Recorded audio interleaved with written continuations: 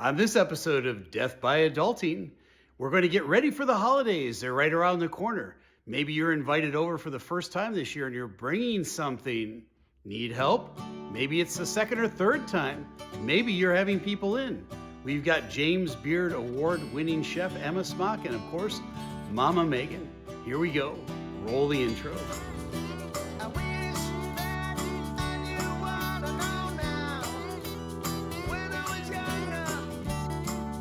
Welcome to Death by Adulting. I'm your host, as always, Megan Scheibner. And these next 3 episodes, we're on location with Chef Emma Smock, who just happens to also be our third child, second daughter, and a professional chef. So for those of you who are thinking, what do I do this holiday? We've got some real help for you. And so Emma, you've got some skills, sweet skills to share with us, but talk to us about when you first started not being a Scheibner at Thanksgiving and had to do things on your own. Yeah, so your first year where you're kind of being invited over as a guest, or you're not at mom's house anymore and you're bringing something to Thanksgiving, can be so stressful because it's kind of a representation of how you are in the kitchen. So the first thing we're gonna do is give you this because we're not messing up any nice shirts today. Let me apron up.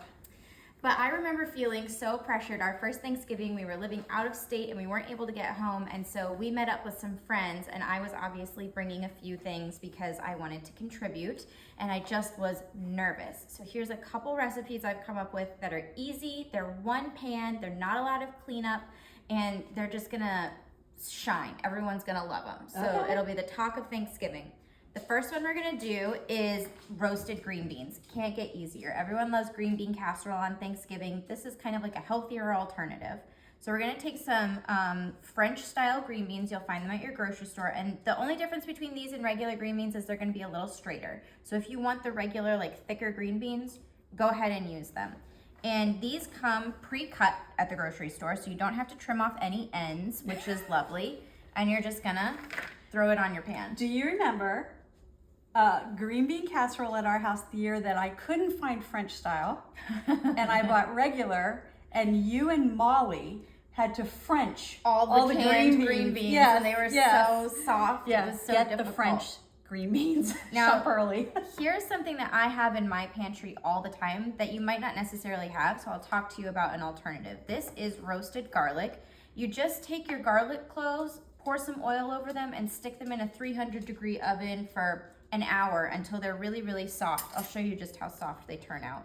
And these will last on your counter in the oil for 6 months, and you can just squish it. They're just so soft. It's like butter. So we're gonna use these, and if you don't have this, you're just gonna take 3 regular garlic cloves and mince them up really, really fine. We are gonna sprinkle the whole clove just kind of all over. So I could buy my jarred minced You could garlic. buy your jarred minced garlic, yep. And I'm gonna do 6 or 7 good sized cloves. You know, there's a couple in here that are smaller, some that are bigger. So you're just gonna kind of play around with it until you have the garlickiness that you want.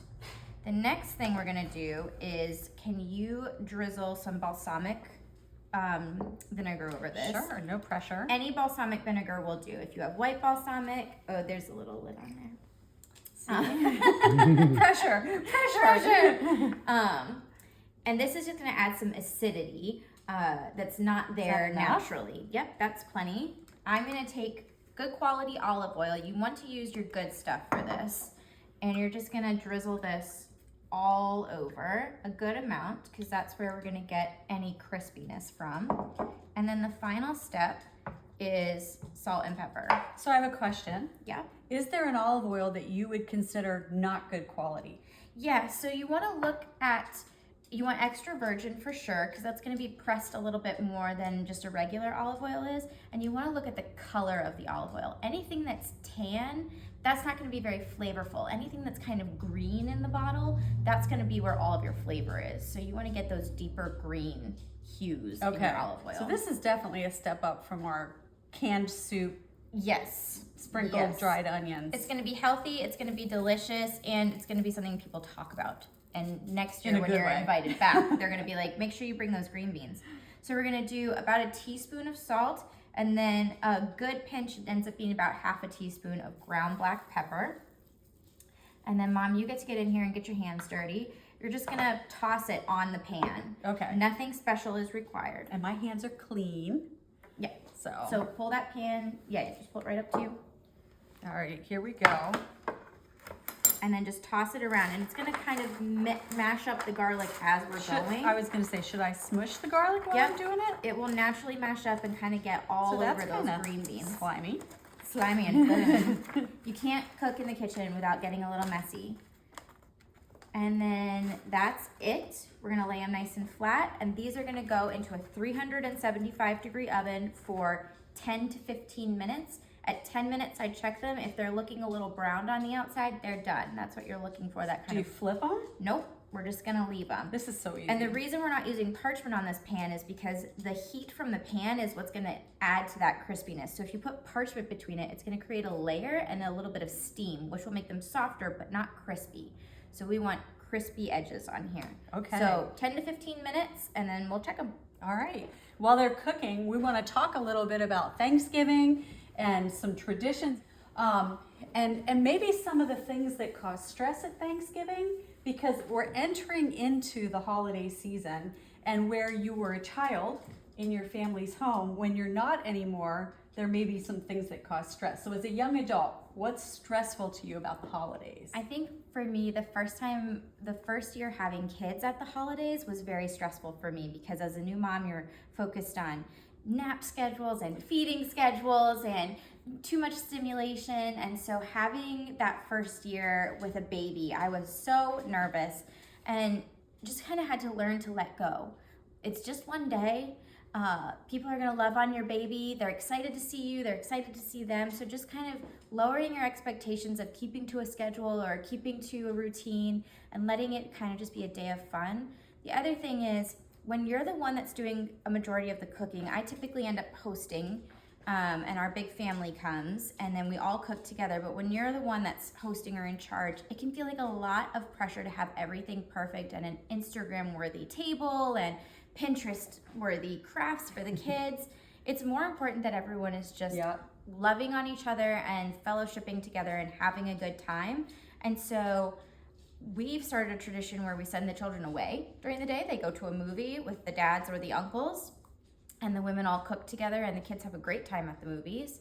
The other thing that we do is I'll have one little coloring page printout, like a free coloring page printout. Nothing expensive and nothing crazy. They love it. It takes up some time, and they do a coloring contest to see who can do the best picture. But it keeps them busy, it keeps them feeling involved in the Thanksgiving day without it having to be so stressful and picking out a 5-step craft or whatever. Right. And if you recall, growing up, I had a little 3x5 card on the refrigerator with a question. It said, am I blessing or impressing? Yep. And the goal is we want to bless people. If I'm worried about impressing, I'm going to be hovering. Yeah. Going behind, cleaning up, making sure the children don't touch things. Snapping at everyone because they're in the Yeah, way. yeah. And honestly, there are seasons in your life as a young mom, a mother of middlers, a mom of teenagers. And if you're in the season where the decorations are handprint turkeys and acorn, placeholders, go for it. Yep. Yeah, we don't need to impress people. We need to make them feel like they're welcome. And talking about that seasons of life, for years, our family had a lot of people over. In fact, if you'll recall, we had one Thanksgiving where your dad was a pastor, and we had invited 32 military families over because they didn't have other family in the area. And the assistant pastor had invited about 20 families over, and he had a tragedy the week before Thanksgiving. And we were like, well, we can't abandon them. So we had 52 families over. And then because I'm psychotic, I thought, well, I don't want anyone from the church to feel left out. So we invited everyone for dessert. I think we had about 110 desserts in the house, every surface. Which, you know what? Which was not a problem for me. Right. The kids loved it. And moms, you know what? I was really tired, but it was one day. And it was super fun. It was. Created a lot of memories. For everybody. Yeah. Everybody had memories about that. But we're in a different phase now in our family. Yes. And where we used to bring in a lot of outsiders, and this is for some of you older listeners and watchers of the podcast, we this year had to make the decision that it's family and spouses, grandchildren, and family of the spouses. Yep. Because just with that, we're well up over 30 people. Yes. You know, and so it's okay to have your traditions change. There's no law in the traditions. Yep. Right? What's your favorite Thanksgiving memory? Oh, there's so many. I think you're gonna hate this one. Uh-oh. My favorite Thanksgiving memory is the year in Pennsylvania when we had a big party at the house and our dog came back. You're right, I hate that memory.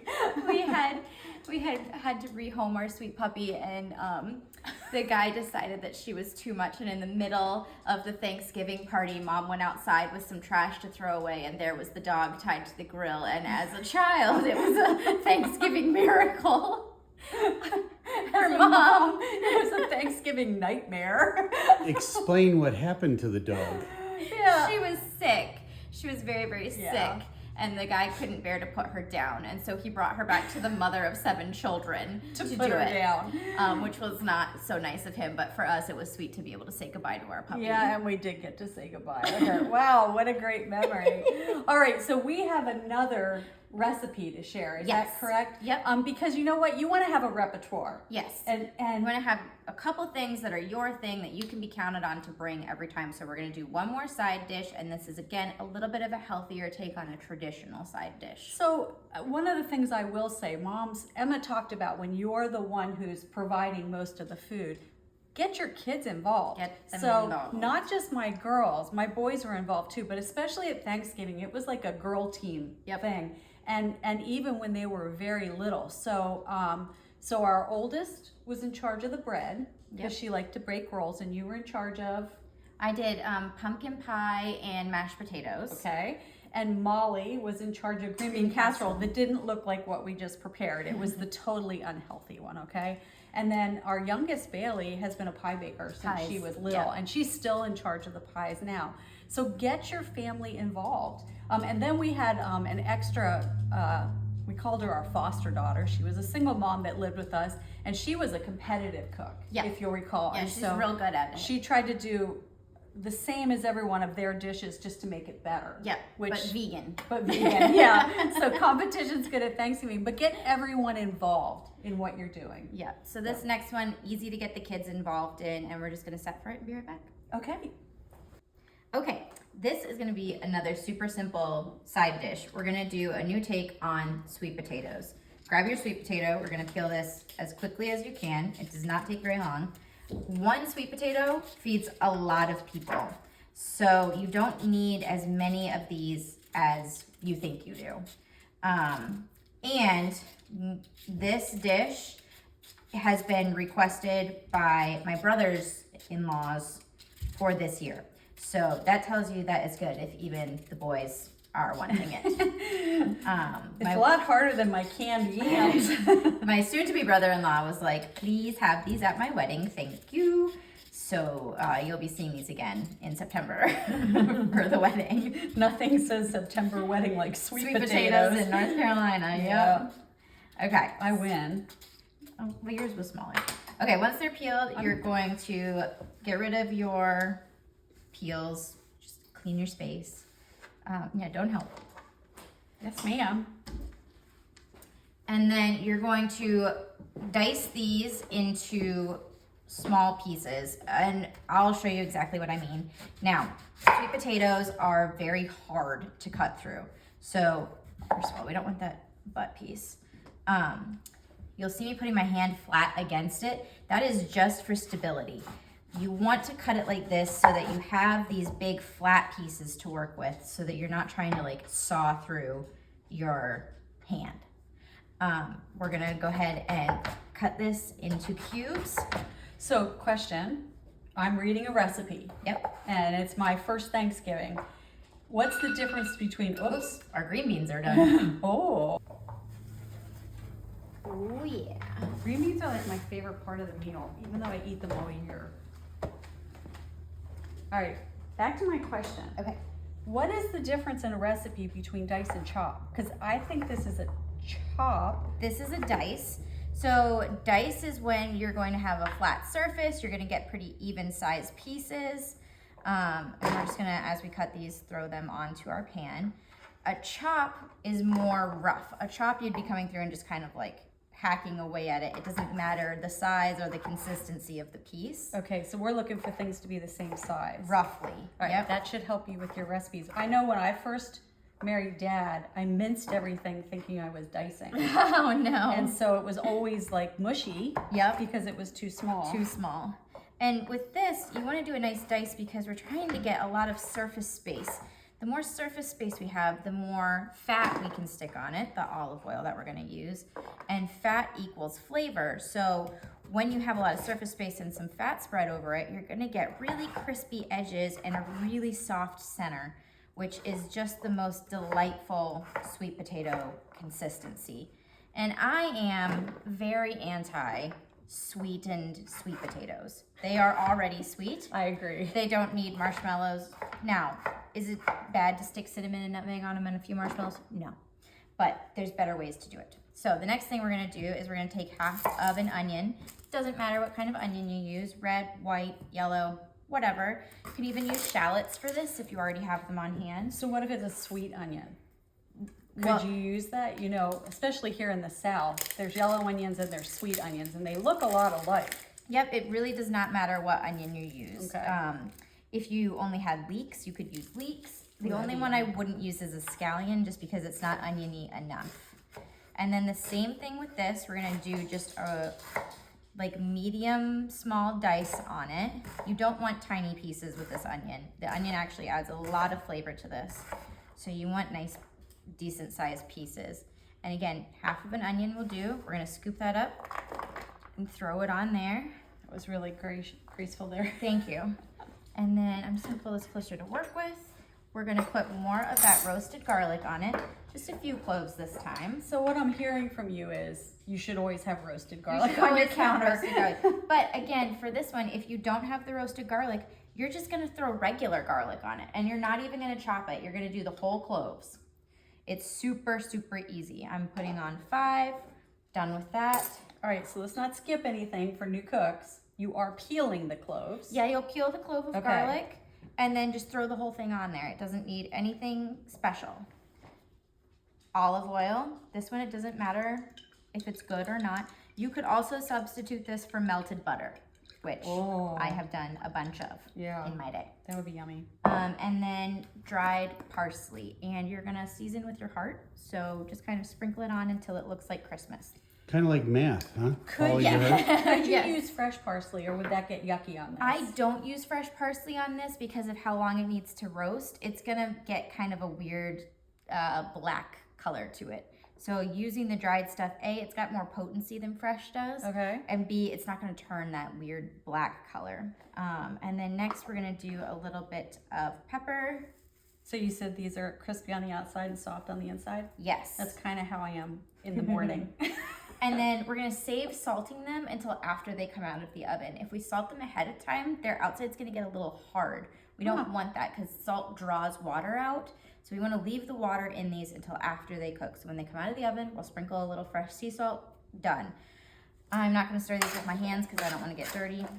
Oh my. Oh, wow. And you're not even really caring about how good of a job you do stirring it. So again, you don't have parchment down because you want I want that heat from the metal. So when I put parchment, it's just because I'm You don't lazy want it and don't want to clean. have to clean it. Yep. Okay, got ya. There's good reasons for parchment, a cookie for sure, but for something like this, you want that heat, direct contact to Okay. your vegetables. This is gonna go in a 375-degree oven for 20 to 25 minutes until the outside is crispy and golden brown and they are soft if you squish them. So while it's cooking, do I get to taste the green beans? Yes, you do. Okay, Give me just a awesome. sec.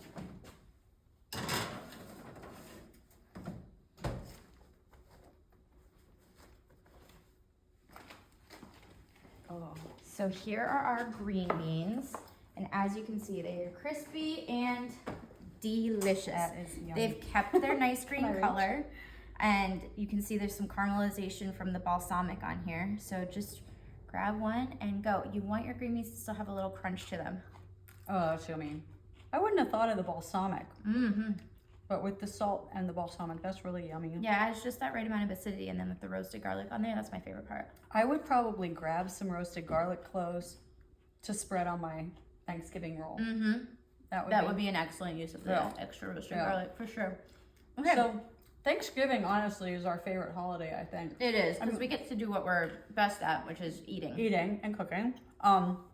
And I know people that Christmas is their big holiday, 4th of July is their big holiday, but whatever your big holiday is, find your things. Yeah. Right? And every year, especially for little ones, like our grandchildren, your children, that consistency builds memories. Memories build security. Secure children are happy children. Yes, they are. Yeah. And we'll be right back with delicious sweet potatoes Sweet for you to potatoes. try. I don't know, we may have to put me behind the camera and bring Dad in because he loves sweet potatoes. You can try them too.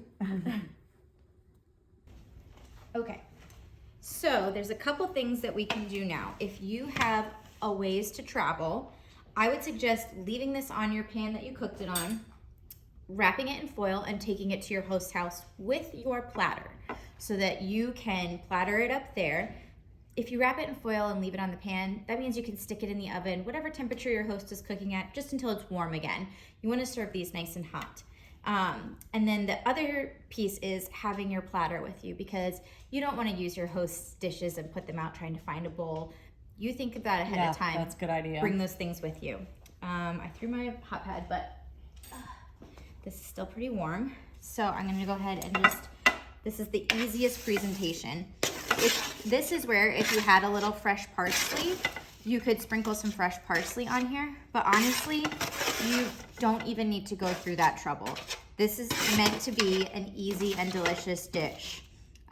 So keep it simple. That's the rule number 1 in the kitchen, is keep it simple. Okay, so I'm just gonna arrange these on here, and then your spoon, and you're good to go.